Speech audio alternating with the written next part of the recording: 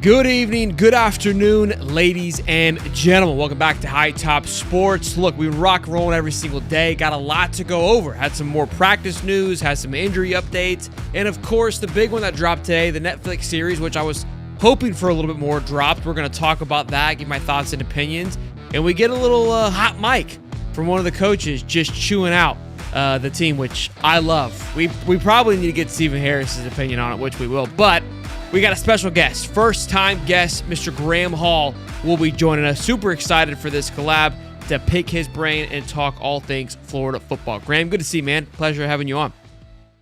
Likewise, man. It's been a long time coming. Every time we try to work it out, it seems like something always came up. So good to be here, man. Thanks for having me.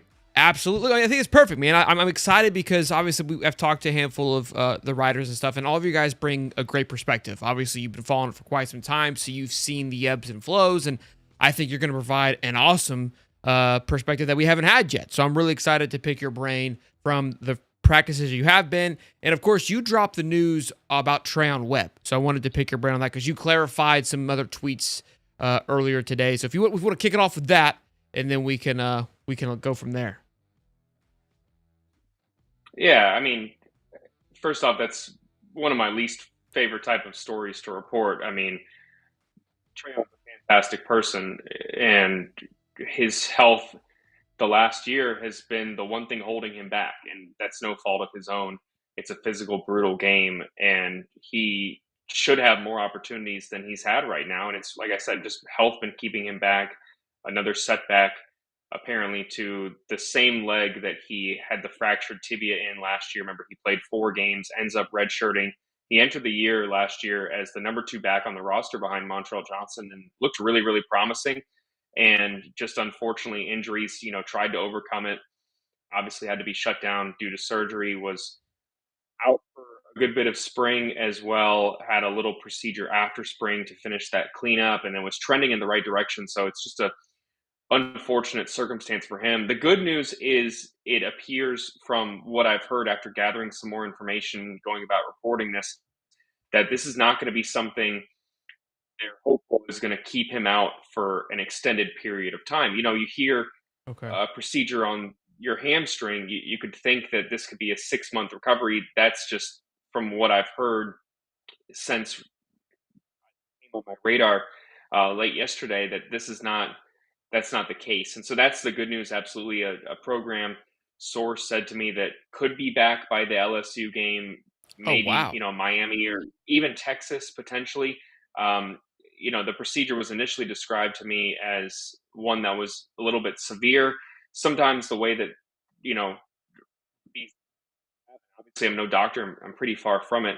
I'm just a guy in front of my computer talking about football, but sometimes you get some good news where you realize that it's not as severe of a procedure that you were initially thinking it would be. And I don't know if that exactly is the case, but it seems that it's not as severe as what it was initially described to me as, which is the great news. And hopefully, like I said, for Trayon, I can't reiterate enough that it's been great seeing people rally around him and support him. I sometimes cringe and wince when people are talking about, well, now it's time for so and so to step up, when they react immediately to a story like this. And, I can't control how anyone reacts. And this is a game where you're looking at the next man up the whole time.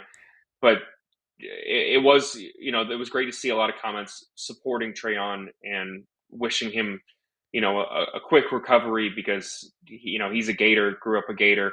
Since he committed to the program, has been totally locked in. I know you met him at the independent media event, not even a week ago, and just a guy who's really, really easy to root for. So that's my main thought. Again, I can't say enough that I hate reporting on injuries. It's not something that, most people in the media like to report on. It's unfortunately part of the game, especially football.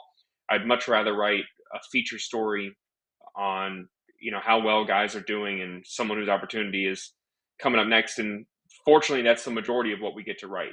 We have great access at Florida, and we get to talk to so many guys and write their stories. And I'm grateful to be able to do that. And I would much rather do solely that Sure. if I could, and that everyone had a clean bill of health. So it's an unfortunate story, and just hoping that Trayon gets back I, quickly. it Absolutely. does suck. I feel like when I talk with you guys, usually it's the we call the hot headlines, right, that grab people's attention are usually the fun ones not to write about. But that's the one that's we usually are eager to hear about and want to talk about because unfortunately that's just what drives our ears. But I'm glad that he can be back by Texas. I think that's perfect. I think we can, or even by, you said, by LSU. It sounds like, I mean, again, we're not doctors here, but I always try to compare similar, like a scope of a knee, where like they go in, do a little thing, and then they get out, and it's like it's not severe, but they just got to fix a little minor tweak. So that's good to hear. And you make a good point about where the people are kind of in the comments are like next guy up, and watching the Netflix series and even having conversations and meeting with these people. It's hard for me, and as a fan now, to have that same mindset I had when I was a kid and when I was younger, where it was like, "F this guy, let's move on," like what have you. The relationship's much different. My appreciation for him is much different. And even watching again, I tweeted out like my love for Graham Mertz grew more than I thought it could. Like it's like you're watching that and your heart's breaking. And my wife's sitting there and she's getting like emotional because she sees it like as her son, right? And the mom and him and having a moment. It's like, yeah, this is tough, man. These are kids at the end of the day, just trying to have a career. We're just thinking it as it's a next guy up mentality, which it is, right? That's what we've always heard and been told as kids, like next guy up, let's get it, let's go. But there's a human aspect of it, and it sucks. And yeah, Trayon Webb is one of those genuine human beings there is, and such a Gator through and through. So it sucks, but glad that there is some positivity and some optimism on this as well. Yeah, you have to be objective in this business, but it's human emotion, right? You get around these guys, and especially in the Billy Napier era, people can have their thoughts on Billy Napier as a coach, as a play caller, whatever it is, but you cannot say that he doesn't bring in quality individuals who are just really, really easy to root for, good people. Graham Mertz is one of the best people you could ever meet, and he was excellent. And his impact at Florida continues to pay dividends because, as you saw in that Netflix documentary, I actually got to watch it myself. I haven't seen it yet. Been They a all little bit of die a at the busy end. day, but I'm planning on it. Come on, spoilers. I'm hoping to watch it here pretty soon.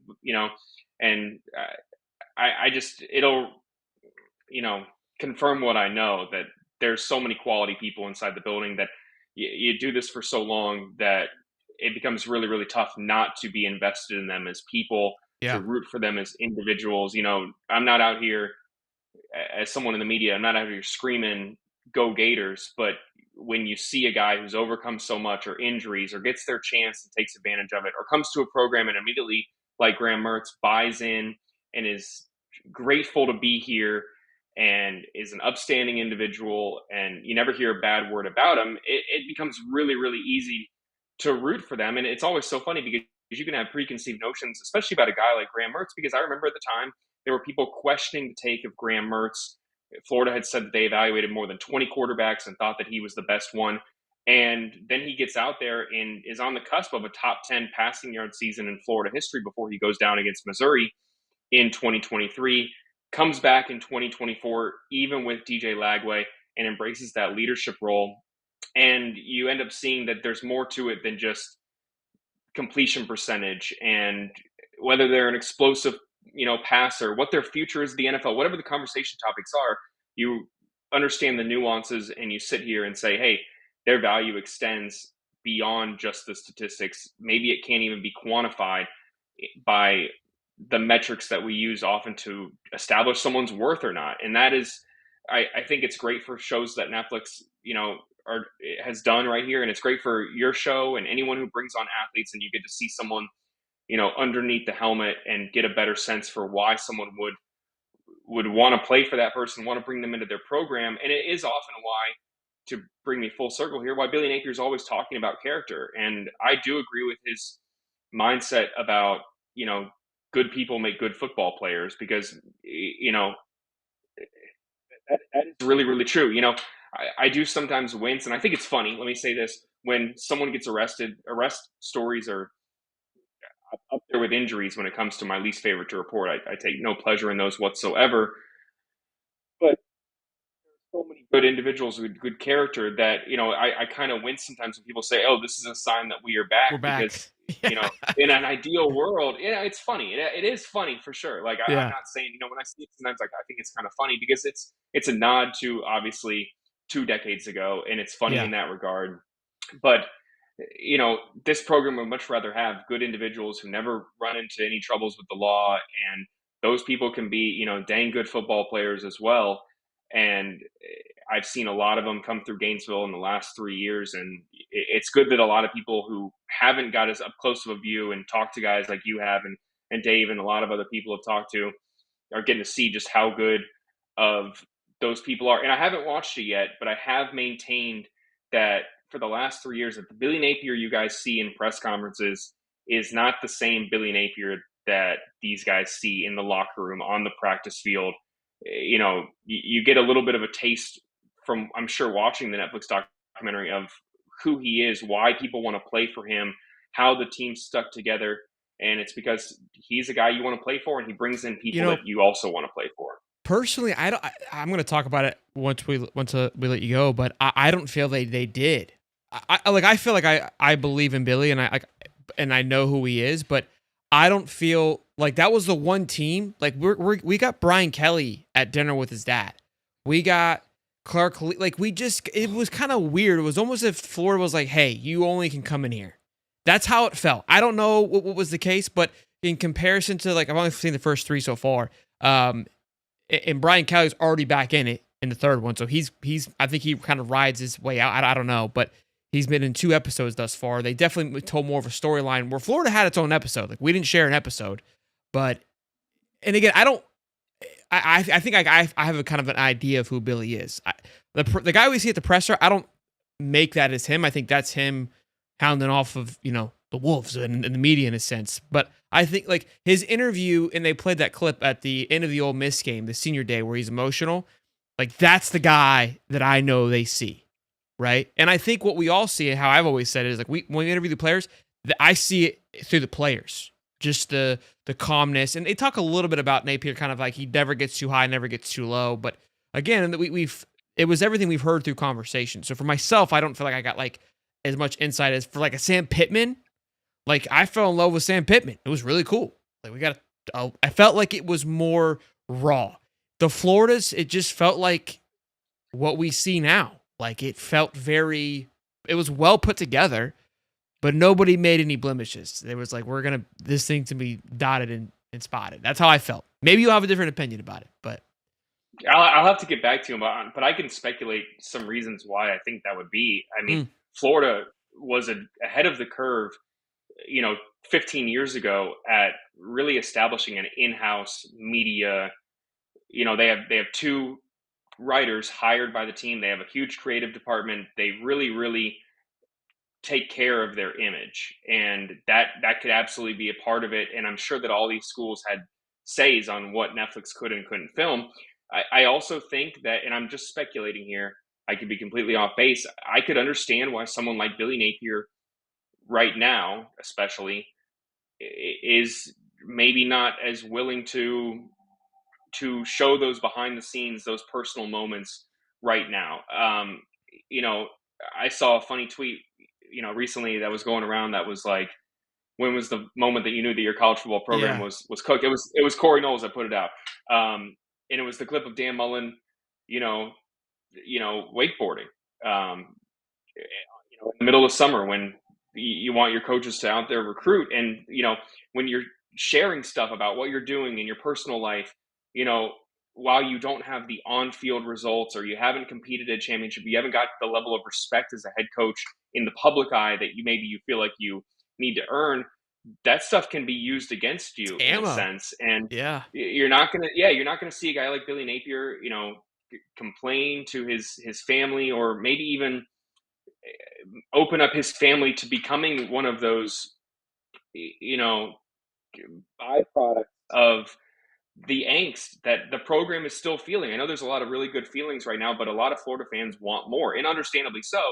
And if this is kind of a make or break here, and if it's a break, that stuff could end up being used against him, and he's probably trying to protect his image and people close to him. If I'm just speculating here. No, I think And you're he's spot also on. got, Yeah. he's got two young kids who are going to be, if they're not on social media already, they're going to be on social media soon, unless they choose not to give them iPads, which I think would be really, really smart. But there's been a lot of things that are said about him. Every time a good story comes out, people will say, "I don't care, just win 19 and 19, whatever it is." And that's their dad. They don't want you don't want your kids seeing that stuff whatsoever. I don't have kids, but I can only imagine Right. that I wouldn't want them seeing anything negative about me, even if You it's should just see about what my they say about beautiful my hair. eyebrows, Graham. Yeah, I mean, we all got It's tough. something they're gonna make fun of. I need to whiten my teeth, stuff like that. I need to shave a little bit more. And man, go on the message board, every comment about my hair.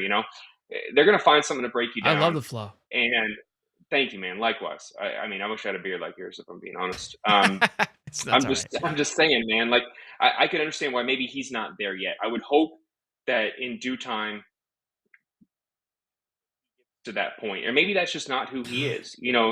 Billy has been very open about the impact of his father. He donated a ton of money to ALS. He advocates for that. He speaks about a cause very personal to him. He He's did get talked about his emotional. family. He did talk Yeah, about that and got emotional. So that was, he, I had to do say that when he did, seeing him be, because we don't see Billy get happy or sad really, to see him choke up about talking about his dad. Just again, but again, I feel like because of how in tuned we are with everything, just talking with Coach Kirk and seeing that like you understand his appreciation and his love for his dad. So we did get a little glimpse of that. Again, I'm not complaining, and I agree. Like I felt like he, in a sense, has a little more to lose. And again, all that, like Brian Kelly, there's ammo. He's got a wine cellar. He's over here making tequila for his dad. His dad takes a shot at, like, if Buddy has a struggling season, I mean, it's out there for him.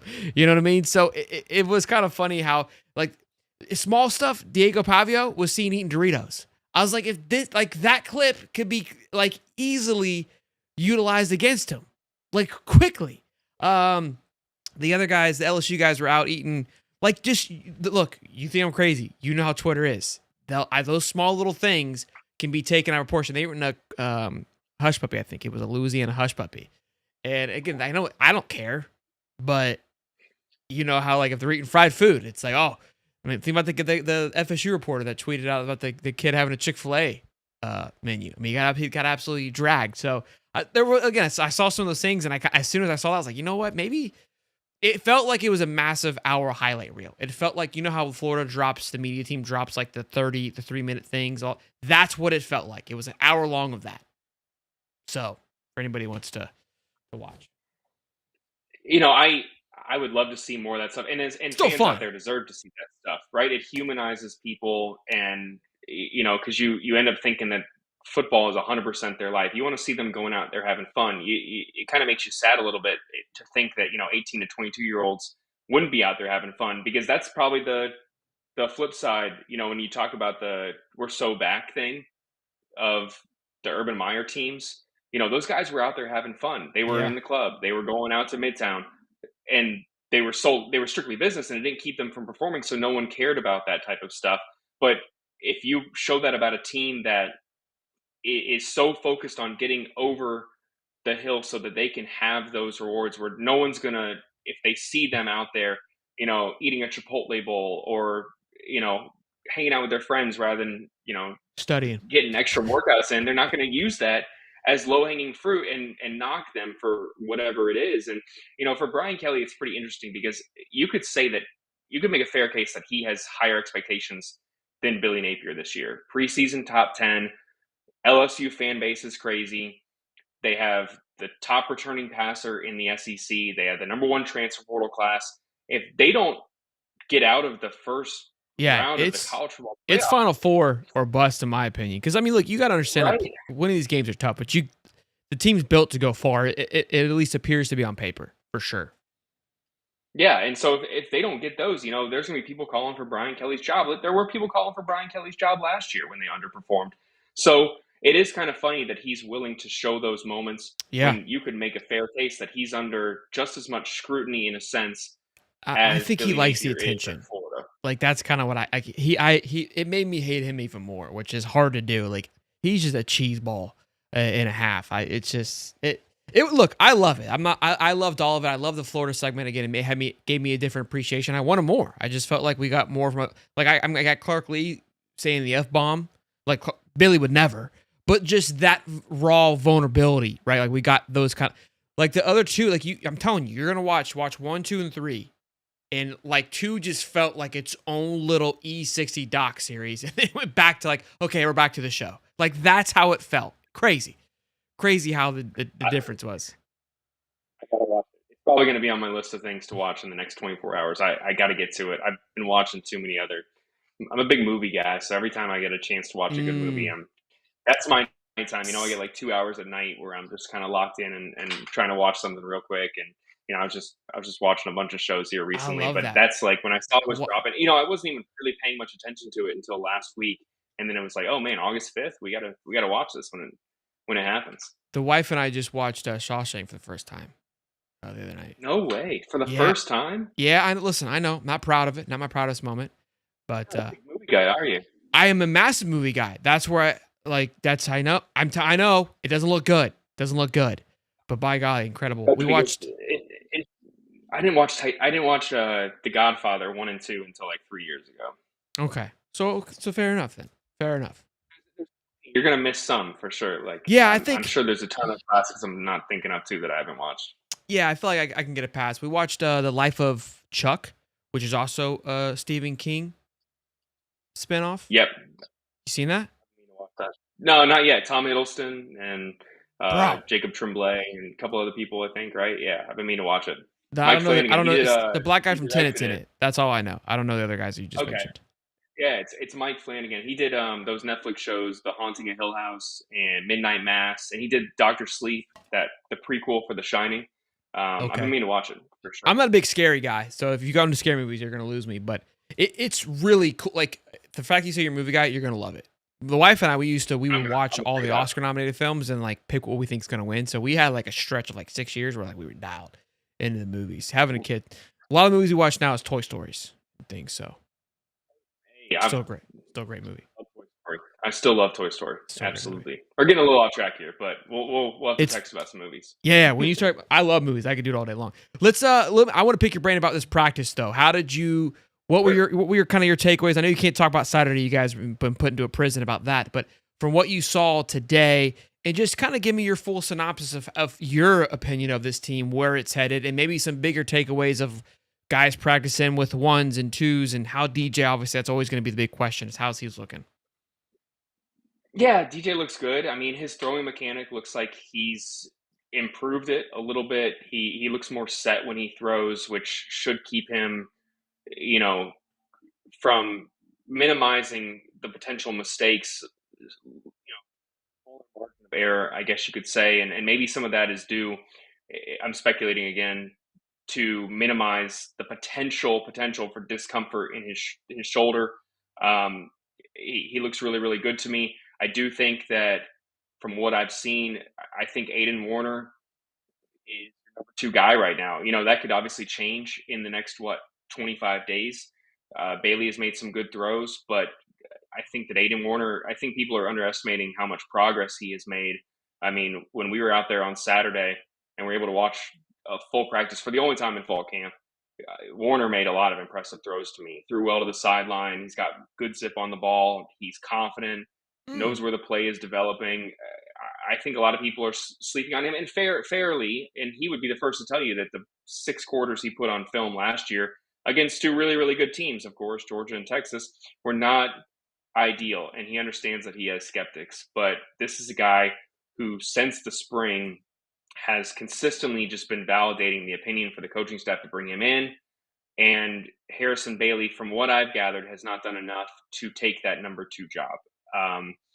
Now, in a perfect world, you never have to rely on your backup quarterback, but it's a brutal game. Like we talked about in the beginning, injuries could happen.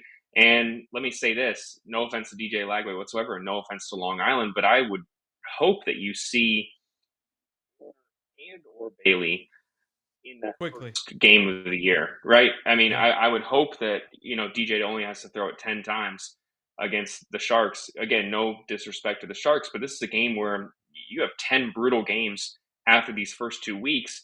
Get the young guys some reps, some snaps, especially the guys who are going to redshirt, who may not have an opportunity. So, Gerald Chapman, I saw you talking about that earlier. That guy is fiery.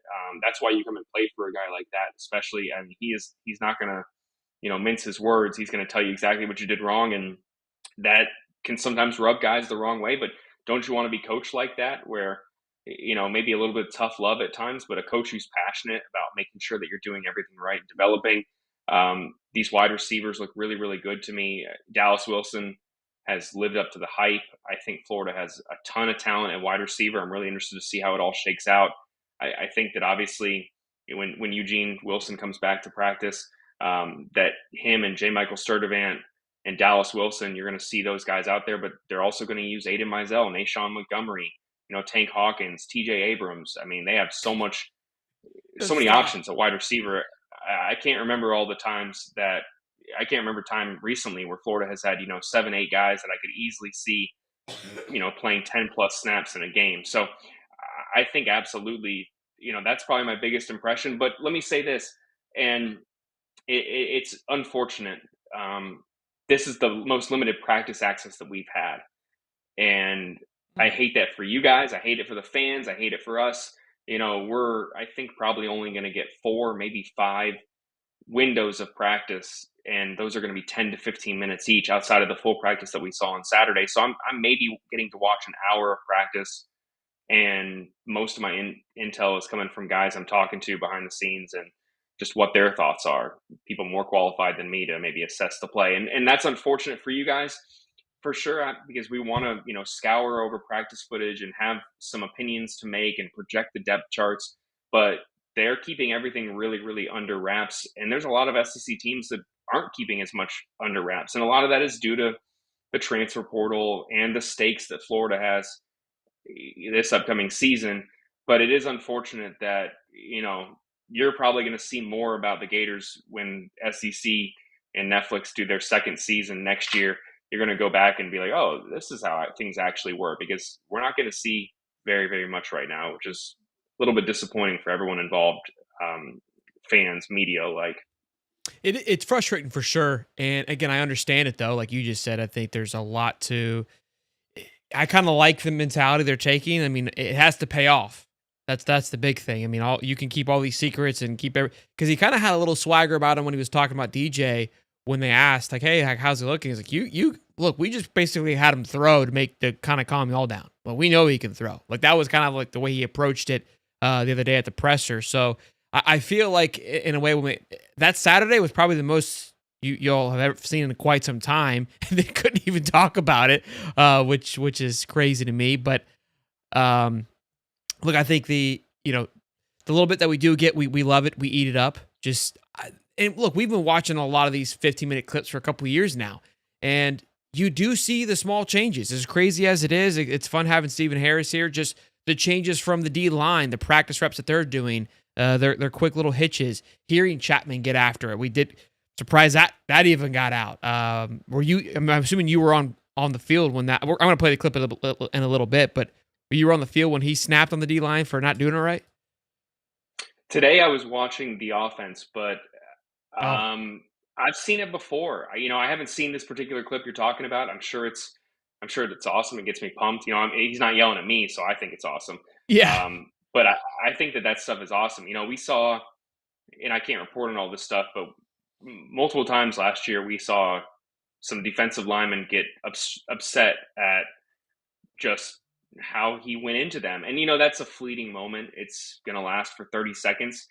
But the cool thing about it is that no one, we can go back to the Urban Meyer era here to make this comparison. When you had your stars, everyone knows that they had some special treatment. That was a big thing that came out of the Urban Meyer era. Yeah. Gerald Chapman's not going to hesitate to get on anyone, whether it's Caleb Banks, whether it's Joseph Mbachu. It doesn't matter what your standing is. If he thinks you can do better, you could even make the case that the higher your expectations are, the more he is going to be willing to push you and talk to you like that, because you're going to be older and you have a chance to, it's a money year for you. So, I think it's awesome. I wish every coach was like that. There's a reason why he's so highly regarded and why players want to come and play for him, because that you're going to get passionate coaching where he's emotionally invested in making sure that you do it right every single rep. Absolutely. No doubt about that. What's your overall thoughts on where this team stands today? Again, following this team for quite some time now, seeing the progression through spring and now into fall camp.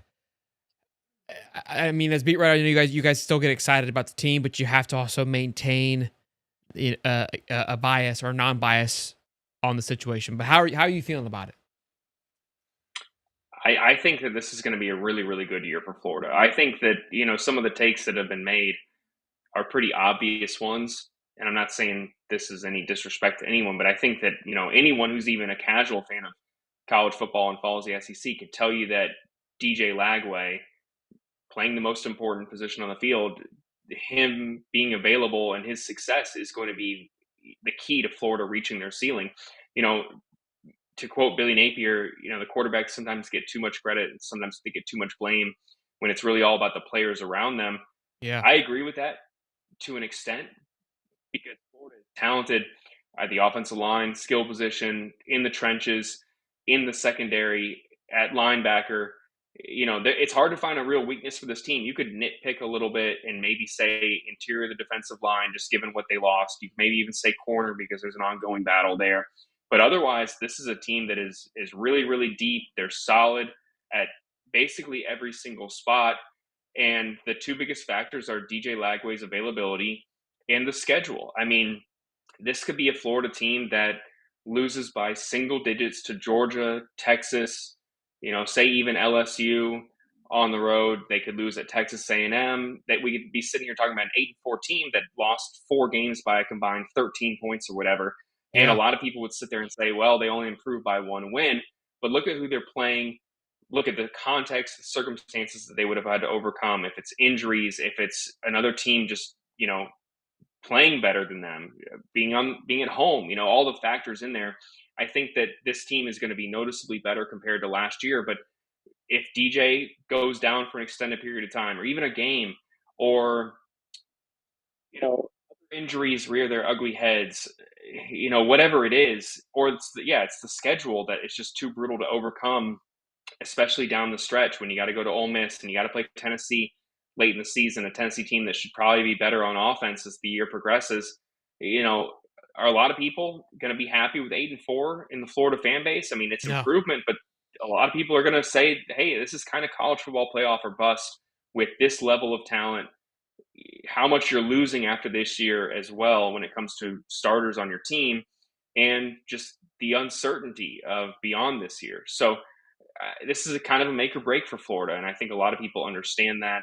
I think they have the talent to be really, really good, but I could easily see this being a team that, I don't hate me out there. I could easily see them winning just 7 games, but I also could see them winning 10 games. I think that it's going to, not to use a cliche, going to come down to a handful of plays in 4 or 5 games for the Gators this year, which to hammer the point home, that's why we're spending all this time writing about the teams, following all the teams, why we obsess over one move, why we obsess over the transfer portal and recruiting, because one player can make the difference. And the narrative between being even 9-3 and 8-4 is vastly different It's right crazy. now, and it can make all the world of difference in making the college football playoff. And you could even go back to last year if you wanted and sit there and make a fair case that Florida was a handful of plays away or circumstances away from being a 9 or maybe even a 10-win team. And, that is, I think, the most fascinating thing about it, and why people are so obsessed with every single play is because this is the SEC. It's going to come down to every single play more often than not in this league. I think Florida has the talent to be in every single game on their schedule. Can they get it done? Can they avoid unfortunate luck? Can they have the correct play calling? Everything that is required to be a team to win in this league, can they do all that and put it together? Because they certainly have all the pieces in my mind. Spot the ball, Graham. That's what what the streets are saying. Spot the ball. Well, Graham, man, I really appreciate you. Man. This has been a blast. We definitely have to. Maybe we should start a movie podcast. We can have conversations about that. But tell them where they give you a follow, man. And what movie are you watching tonight? Probably nothing. I just finished Andor, that Star Wars show. Okay. I may have to fire up this Netflix documentary. Just go watch episode 2. Just go watch episode 2. All right. You can, I mean, all right. It'll bother me a little bit to skip one, but I can. But there's no correlation. Like you literally have no clue because it just goes straight into Florida. Like The other ones have share kind of stories, and there's a little crossover 1 and 3, but you could literally go watch 2 and not be infected at all. It's like that Black Mirror show where like it's just its own show. I promise. I promise. For me, I don't know if I have the time to watch the whole thing this soon, but I also feel like I lived it. I read about every single team. We do 3,000 word previews of every opponent on Florida's schedule. I do a ton of research in July about every team when we're ranking them, making our preseason teams. I'm going to kind of probably feel like a lot of this is like reading a history book in a sense where I'm reliving it. And also I'm so focused on this current season that outside of Florida, I don't really know if I want to go back because, what do they say? What's the use in reflecting on the past? It's cool, absolutely, and it can give you a better appreciation of the past. But yeah, I'm solely. I'm gonna be honest with you. When it started, I was like, I don't know why I'm watching this. I'm reliving the Miami loss, and this isn't fun at all. Like this, I know how this ends. The other teams I kind of forgot, so that was fun. Yeah, but yeah, it's kind of like watching. It's kind of like watching Bambi. That the first 5 minutes are going to be horrible. That's the season last year. It's going to depress the heck out of you. But then, if you hang on here, there's going to be a little bit of a light at the end of the tunnel. Honestly, I don't remember how Bambi ends. I hope it's a happy ending. It has to be, I think, right? It's got to be. Yeah, why would people talk about this sad movie about a baby deer if it wasn't happy at the end? Horrible comparison. I know I probably, as a writer, should have a better one. But you don't want to see the start. Maybe I'll skip like 15 minutes in. Yeah, you could probably do that, be just fine. Yeah. But you got to create the character arc of Graham. I think that's what you're gonna get. So, but Graham, tell me where they can follow, man, and keep up with your work. Yeah, 247. Read our stuff. We're doing a 50% off special right now. Would love to have you join us. Ask me anything you want. Comment on my hair, whatever it is. Come join us. You can follow me on Twitter, X, whatever you call it, at Graham Hall. And yeah, man, this is an awesome time. We got to do this again soon. I don't know why we haven't done it, man. I feel like I missed out in the past. It's all good. We got to figure out. I don't get that people obsession with people's hair. My son has long hair, and people like to comment on that. But I was like, he's a rock star. What do you want me to do? Talk to him about it. If I had a receding hairline, it'd be a much meaner comment. So I'll take what I got. True. That is true. It's better to have long hair than look like Mark and Dave. So that's always true. That's always true. Look, see, it's no safe space here. No safe space here. Appreciate you, Graham, man. Be good. Go Gators. Absolutely. Hey, man. Likewise. Y'all take care. Yes, sir. Ladies and gentlemen, Graham Hall there. Be sure to go give him a follow and show him some love on 247 there. But look, we're not done. We're going to talk about a few things. I want to dive into the Netflix series. I'm not spoiling anything because we all know what happened. But we'll talk about it. We've kind of already got into it a little bit. I want to say frustrations. I'm nitpicky with stuff. I was super excited to watch it, and I was still appreciative of it. I just wanted more. I felt like the story that Florida had was great. And the big thing, my big takeaway from it was the arc was the UCF game and on, in my opinion. We had the Tennessee loss, which was in the middle of that. So there's no Georgia, no Texas. Like, it focuses mainly on Miami, A&M. We see the Kentucky win when DJ goes out there, does great things. We see the Sanford, but then the rest of it just kind of gets thrown into a montage. So we don't get to see the switch. We don't get to see behind the scenes, the chatter, what the switch was. No interviews with defensive players. Like, it was a very high overview of the situation, and it was just simply all about how Mertz, which I loved. I loved what we got to see from Mertz. And how he carried himself and how he chose to handle the situation and what he went through and passing it over to DJ. Like, all those things were great. But I know how the season went. I guess I had an expectation. I should have went back. Should have stuck to this. This has been talking about expectations the other day of what I thought it should be like, and it didn't live up. It didn't live up to that. That's all. Like, Swamp Kings lived up to the expectations. I think people still had critiques of it, as we always do, but not nearly the same as this one did here. But still go watch it. It'll still make you fired up for the season. To be honest with you, episode 3 is my favorite thus far. Learning about Clark Lee was really cool. Sam Pittman, getting to see his side of it. Diego Pavia, I think that'll rub some of you the wrong way. And at first, he kind of was for me. He was a little just too much. But when you kind of see him, like, that's just who he is. Like, he just genuinely believes that I'm going to wear your butt out.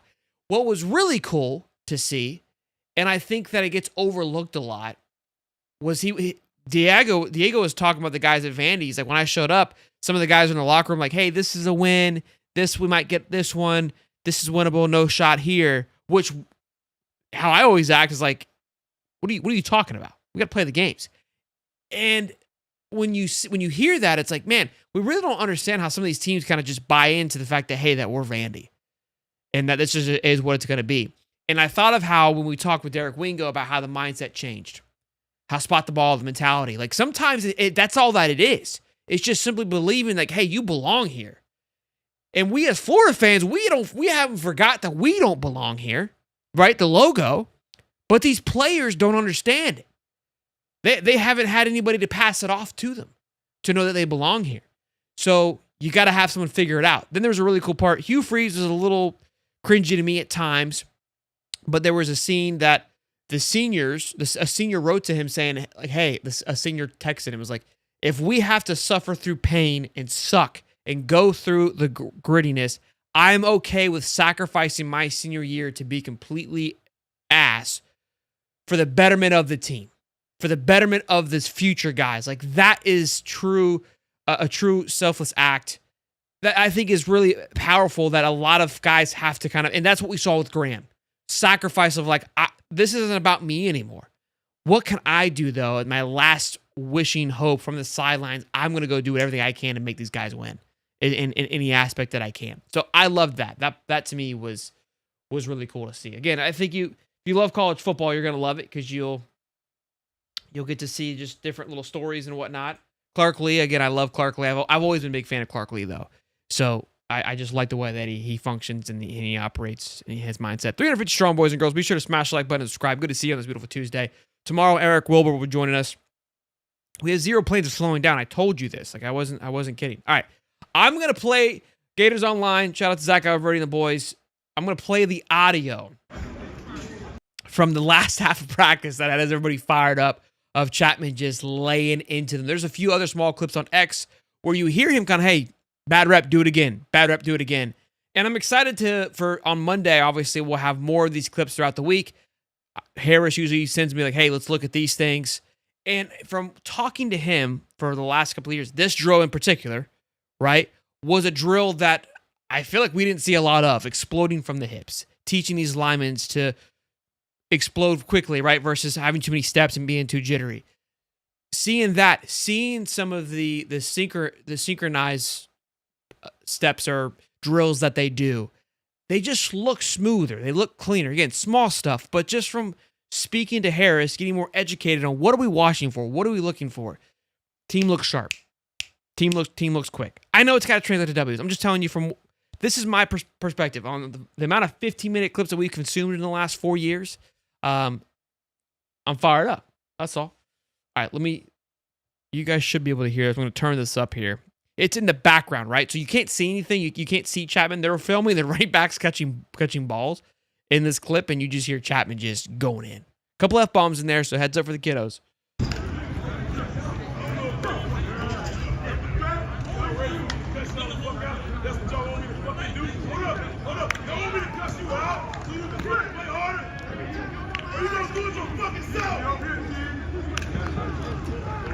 That's what it takes.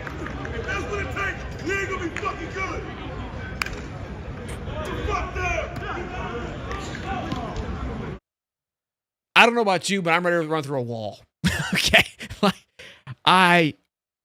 You know what's sad? Let's be honest here, boys. Like, I mean, a lot of us, we grew up playing T-ball with coaches that yelled like that at us for a T-ball game. Look, let's be honest.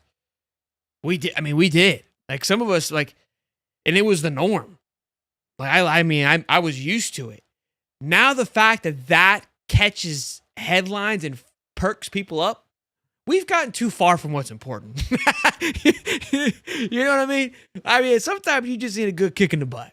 Okay? Y'all know what I'm talking about. I know all y'all. I know from, I played a little, when I say little, I'm talking very little. I went to summer ball for football and then I ended up doing golf. But when I was doing the summer football training, like the amount of things that I was called was incredible. It was unbelievable.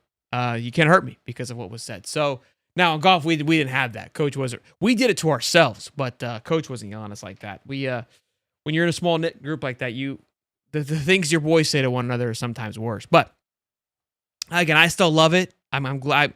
I love the passion, and I think Graham kind of nailed it on the head of, and you do it with your kids. Like, that's where I realized, like, I don't cuss at my kid, but I get, hey, if he's ticking me off, like, what's up? Kind of have to lock it in. You got to crank it up a little bit to let them know, like, we're not playing games, but then you love 10 times harder. I think that was always the part that was probably left out in our childhood, right? The love part. We could have been loved equally back, which we're not going to have a therapy session here. Okay, we're not going to do all that. But, and I think Chapman, I know Chapman does that, provides the same amount of love back. We did this last year when we talked about, we saw Cam Banks getting ripped a new one, and Stephen Harris comes on and he talks about it and he goes, I love it. Cam Jackson was ripping Cam Banks for not doing his part. And people were like, Cam's not going to want to be there. He's going to get his feelings hurt. What did it do? It made him it's put him on the path to be a first-round draft pick next year. Not a particular moment, but the way that he's managing it, the way that he's handling the situation. And again, there's a time and place. Like, you can overdo it too. If you're just screaming and yelling F this, F that all the time, there's going to be no value in that as well. We've always heard that Chapman is loud and electric practice. That's fine. There's still levels to it, to say the least. DJ looked good. I don't know if I have the clip here. Threw an absolute dot to Sturdivant about. Is this right here? No, this is not right here. A good 40-yard bomb down the football field. Again, he looks absolutely just smooth and pure as he could ever be. Really exciting stuff. Great ball here that's Mizzou Tunker, I believe, from Harrison Bailey. Here's the O-line work, getting some things done. Jake Slaughter, they look fantastic. They look sharp. But yeah, a lot of great things, man. A lot of great stuff coming out of this practice. We'll have more as tomorrow comes out as well. The bigger thing was some certain guys in practice jerseys, like he said, Trey did not practice, but he was working out. Jaden Ball from our guy Cam Parker, I think, was not in a non-contact jersey. A couple of things. I'm not too concerned about it at the moment. Also, though, real quick, shout out to this little clip here. This is a combination of Nick Marcinko, Cam Parker, Zach Alberverdi, Zach Goodall. Probably a Graham Hall clip is in here as well. Shout out to all those guys for posting these clips. Be sure to go give them all follows. Again, understand why following all these guys are important is because they only get to see certain sectors. Like when I have Cam on, it's like, I only watched this group today. And you heard Graham, I only watched this group today. So if you want to see everything, you gotta have all these guys tuned in so you can see, right, like where they're at on the field. Who are they watching? Everyone had this clip. Nick Del Toro from Florida Victorious, he posted a few clips as well. So I know they're posting a lot of information as well. So again, like everybody has different insights, different takes because they're watching certain groups and hearing things. I know the Gators Online, they're like a 3-minute thing of all their clips put together. I just kind of snatched a few off the bird app and put these together so we could enjoy them while we chit-chatted. But we'll see. You're doing an episode while I'm watching Any Given Saturday. Look, that's my bad. Great show. A lot of good stuff. Well, boys and girls, I hope you enjoyed the little pop-up show on this beautiful Tuesday. Look, I know that we had the episode drop. I was excited to talk about it. Again, love that Florida got their own show. They deserve their own show. Logo carries weight. What I love too while watching this, like just the talking smack part of me, it's like, where's the Big Ten show? Where's the ACC show? I couldn't handle it. I hope we get another one though, and I hope Billy and the boys say yes again. I think that if there's a season to follow, it's this one. That was the other downfall, right? LSU, they followed their season pretty much came to an end when they lost to Alabama. Arkansas does not have a great season, so the whole kind of aura around following Arkansas is just how Pittman handles being on the hot seat. Clark Lee, Vanderbilt beat Bama. Like, that was their highlight of their season, right? And so they're kind of floating around. The Beamer one's cool. I think he comes back. They follow Tennessee as well. Here's my other hot take, and then I'll let you go. I texted Cody when I was watching this morning. I go, Florida's going 10-2. Watching it gave me more insight on just, I mean, I felt better. You feel like you know more about the college football. You're just getting more data to collect into your brain. And seeing how some of these teams won, seeing Arkansas take down Tennessee, where when you hear these guys talk about Tennessee, like, hey, great defensive line, great offensive line, great running back, Nico is their freshman. I was like, this is Florida. And I forgot, just thinking about it as I'm talking, Jake Crane said Florida is the Tennessee of last year. But I think we're better. Of course I do. And I'm not just saying that because I feel like it. I genuinely, with every ounce of my body, feel that we're better offensive line, better running back core, better quarterback upside without a shadow of a doubt. I think defensively they're pretty stout, but I think with the combination of the linebackers and the defensive linemen, I don't think they can hold a candlelight. The other big factor, though, is their schedule was much easier.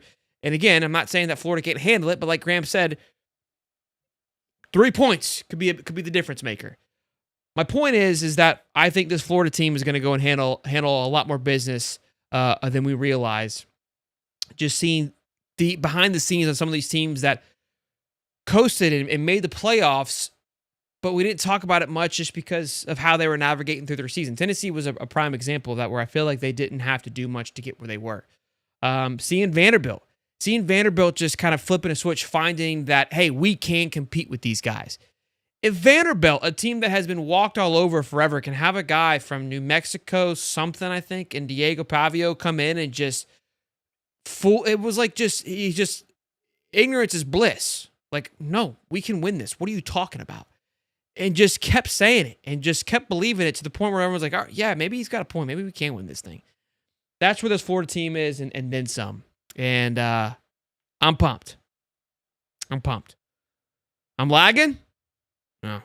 Maybe it's a good time to go, boys. I don't know what's going on.